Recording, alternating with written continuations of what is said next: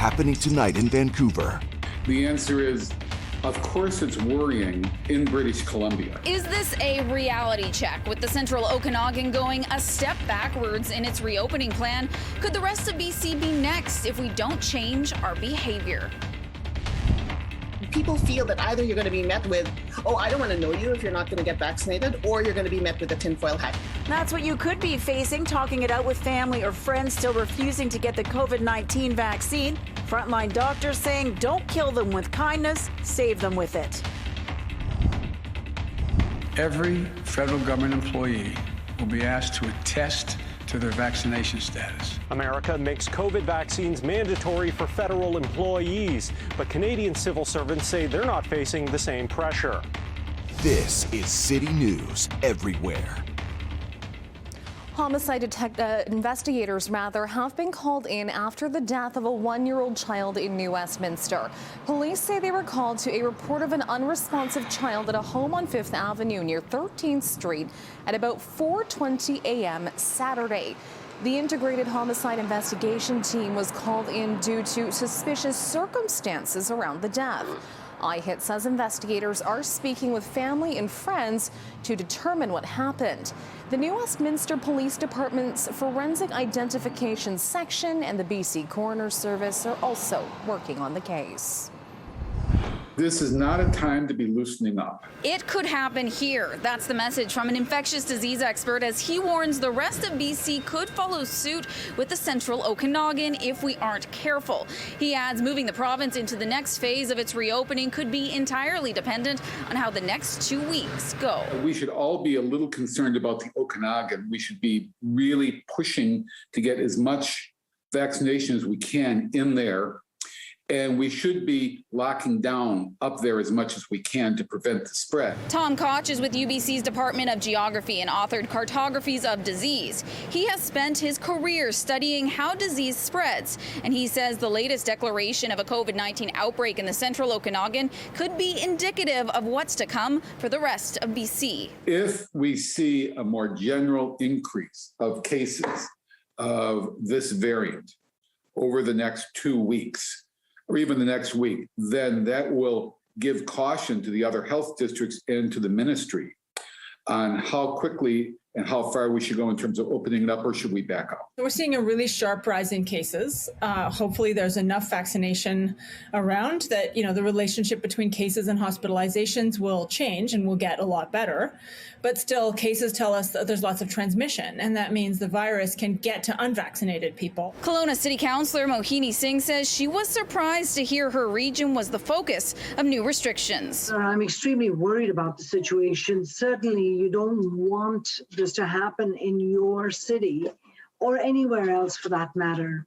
I know Interior Health is doing a lot, but the general feeling in the community is, how could this happen?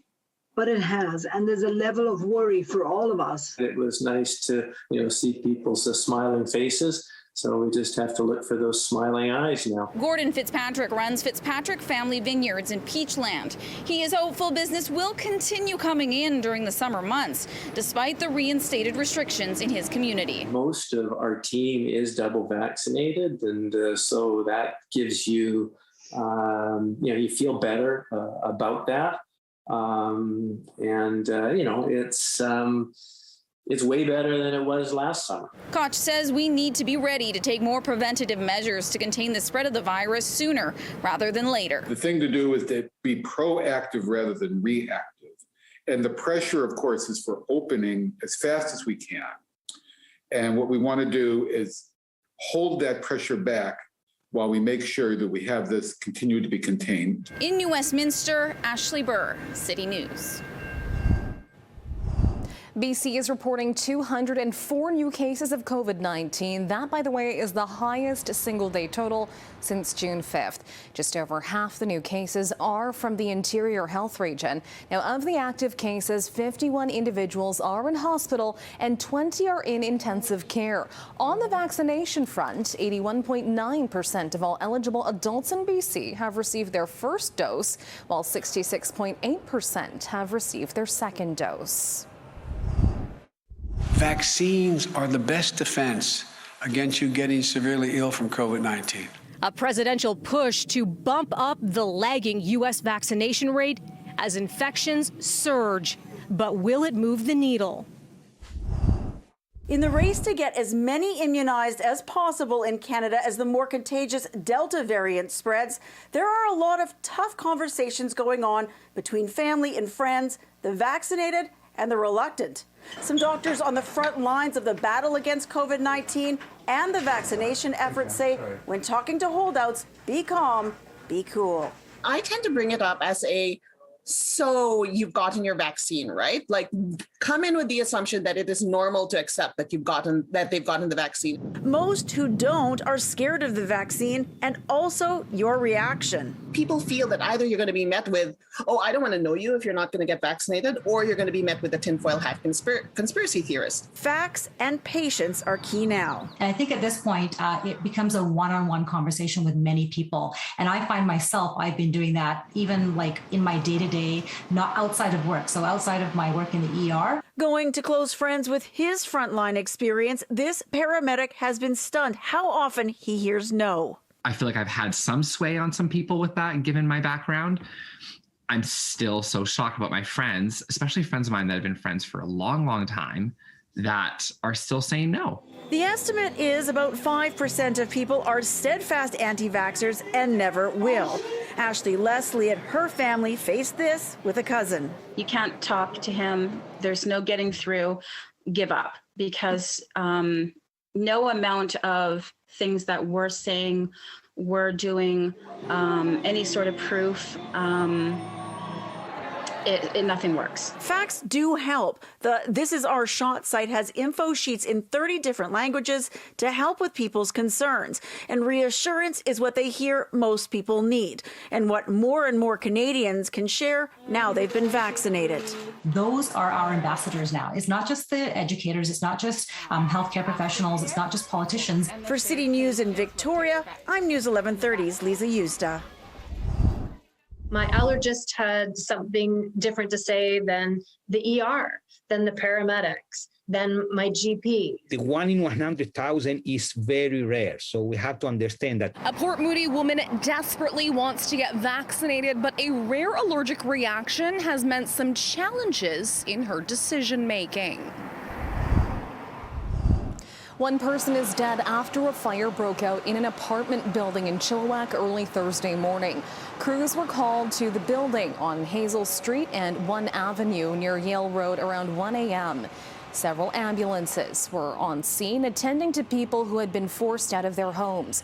A reception center has been set up for evacuees who will be supported in finding other places to stay. It's unclear how many people lived in the building, but there were about 50 units in the complex. The cause of the fire remains unknown. Day parole has been extended 6 more months for the woman who killed teenager Rena Verk near Victoria in 1997. Kelly Ellard, who changed her name to Carrie Sim, is allowed to spend 5 nights a week in her home and the other 2 nights at a community residential facility. The 38-year-old was 15 when she and another teen beat then drowned 14-year-old Verk in the Gorge waterway. In 2009, Sim was convicted of second-degree murder and sentenced to life in prison. Michelle McLean is desperate to get vaccinated. There was just one problem, and she discovered it after a dose of Pfizer during a drive-through clinic in May. They could tell that I was having an anaphylactic reaction at that point, and I had an EpiPen. They called paramedics, and I was off to the hospital. The hospital referred McLean to an allergist who tested Pfizer on her again. Under my skin, and I had a reaction. They called the paramedics from the doctor's office, and I epinephrine again and back to the hospital. The allergist told McLean she shouldn't have Moderna because it's also an mRNA vaccine. Previous guidelines from the BC Centre for Disease Control say you're not supposed to get AstraZeneca as a second dose if you've had Pfizer or Moderna as your first. While McLean had an allergic reaction, her Pfizer shot still counts.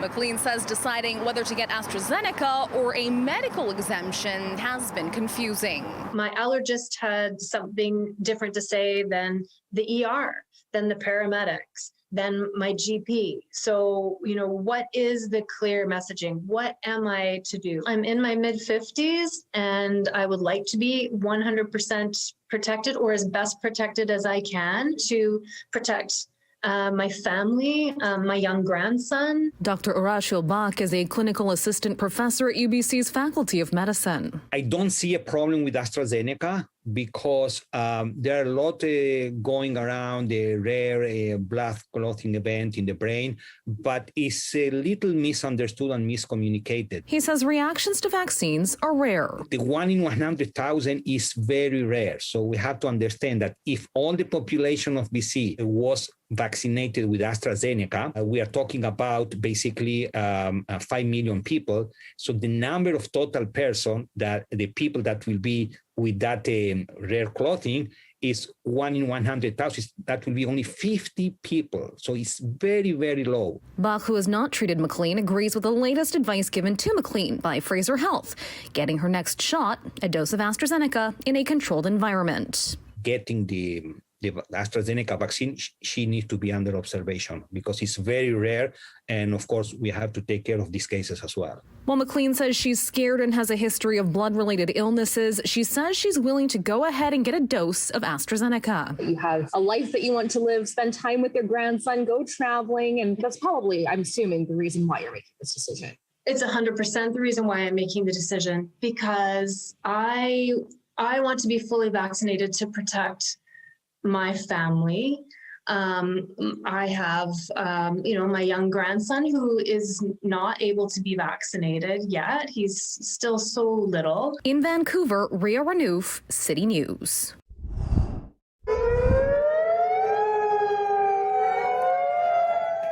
Well, sirens were blaring in Kodiak, that's in Alaska, last night to warn of a possible tsunami after an 8.2 magnitude earthquake struck just off the Alaskan coast last night.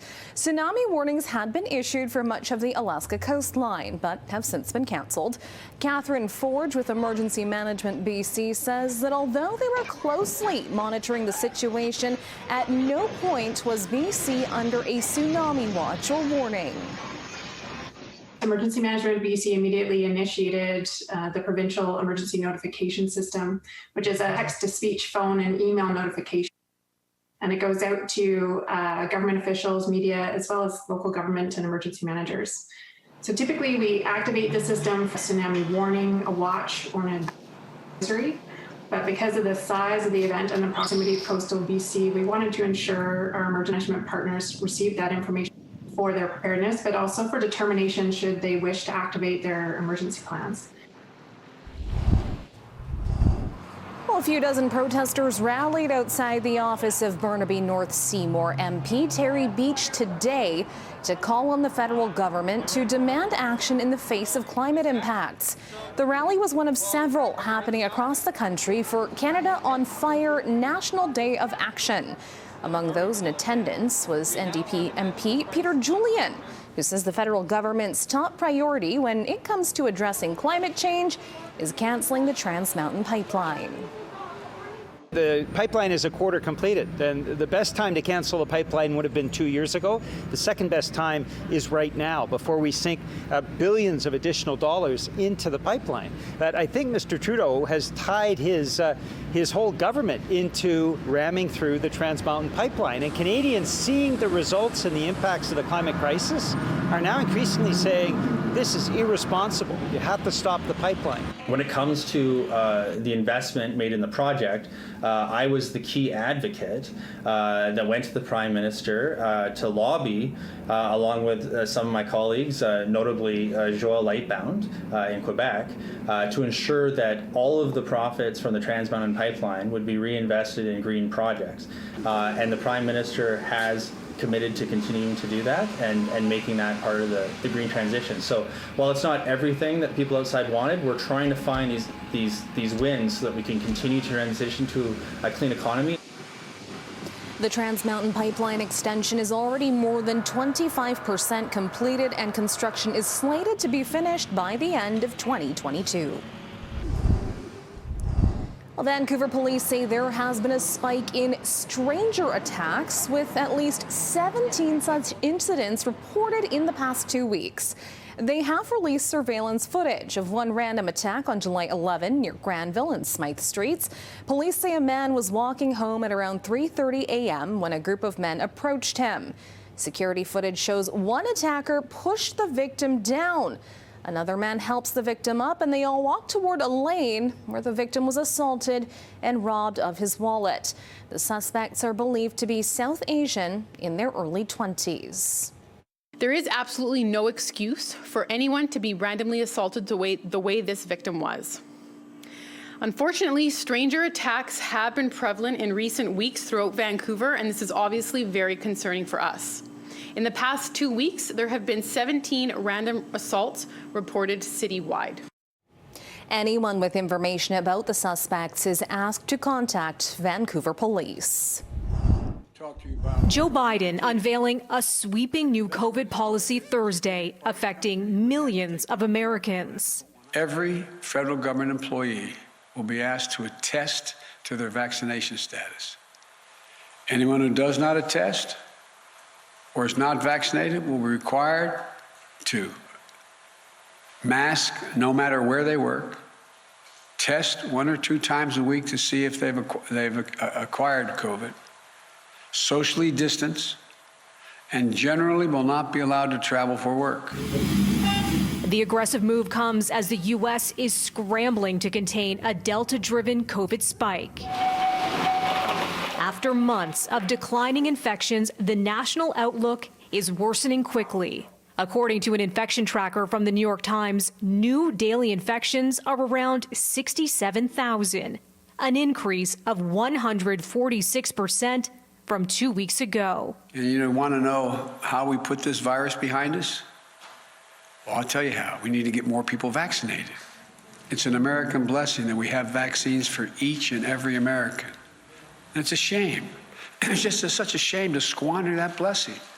With more than 2 million workers, the federal government is the largest employer in the U.S. Earlier this week, New York City mandated vaccines or regular testing for public workers.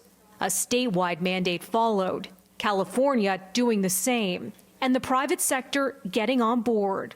Companies like Google, Netflix, and Facebook rolling out their own requirements, all aimed at getting their workers vaccinated. About half of all Americans have been fully immunized, but the number of people getting shots has slowed significantly in recent months. Will the new requirements for U.S. workers actually move the needle in a country with deep political divides when it comes to vaccinations, with Republicans far more likely than Democrats to say they have not been immunized? According to a recent poll carried out by the Associated Press and the NARC Center for Public Affairs Research, it found that among American adults who have not yet received a vaccine, 35% say they probably will not get immunized, and 45% say they definitely will not. Melissa Duggan, City News. Every federal government employee will be asked to attest to their vaccination status. Anyone who does not attest or is not vaccinated will be required to mask no matter where they work, test 1 or 2 times a week to see if they've acquired COVID, socially distance, and generally will not be allowed to travel for work. Joe Biden makes vaccines or regular COVID tests mandatory for U.S. federal employees.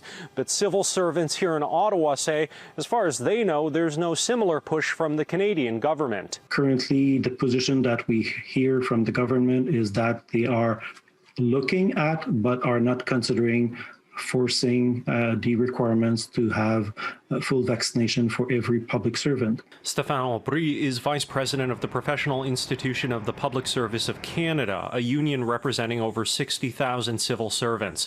Aubry says the Treasury Board Secretariat is handling negotiations for the return to the office.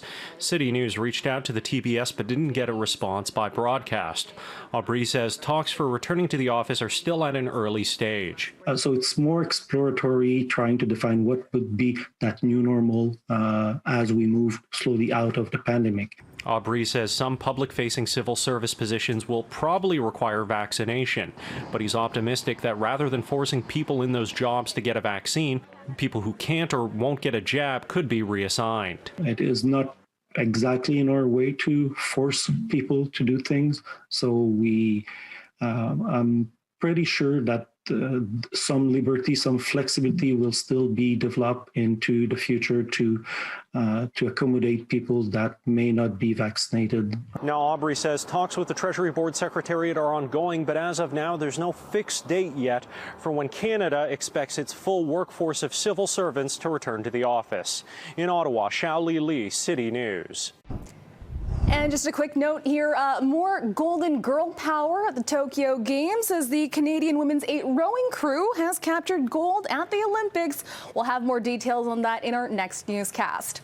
Vancouver's news is always available on the radio with News 1130 or online anytime at citynews1130.com. And that next edition of City News is tonight at 11. Thanks so much for watching. Have a great night.